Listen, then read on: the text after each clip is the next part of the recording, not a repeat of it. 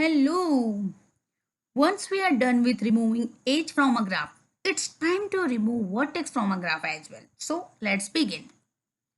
Firstly, we will write a function called as remove vertex, which accepts vertex to be removed. Then function should loop as long as there is any vertex in the adjacency list array for that vertex. And inside that loop, we need to call remove edge function. As with the vertex, we are removing and pop out vertex from that array. So with this, firstly we will remove all the edges and then we will remove that particular vertex. So at the end, we will write delete key in the adjacency list for that vertex. Once we understood our pseudocode very well, it's time to write our code in Visual Studio. So let's go there. Here we will write our method named as remove vertex, and there we will pass vertex as a parameter. Inside that, it should loop as long as there are any vertex in the adjacency list array for that vertex. For that, we will write our while loop, and there we will check if adjacency list. Here we will pass our vertex dot length. So as long as there are elements, we will keep on looping.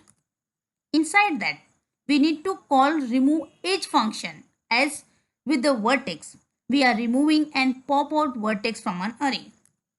So for that, we will declare one variable called as const last item, or it can be anything as per your convenience.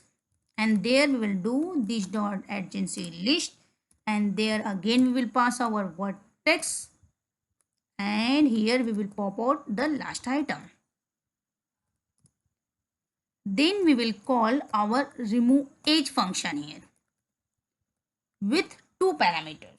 So the first one will be our vertex itself, and second one will be the last item. Once that is done, our while loop is completed. We need to delete key in the adjacency list for that vertex. So we will go down outside the while loop, and then we will write delete and this dot adjacency list, and here we will write our vertex. With this, our remove vertex functionality is fully completed. We just need to call this particular function. So here we will write graph dot remove vertex, and there we will pass vertex B, suppose. Let's go to the browser. Here we are able to see A and C is existing, B is not there. Along with that, B is not there in any of the keys as well. That means we have successfully removed our vertex B.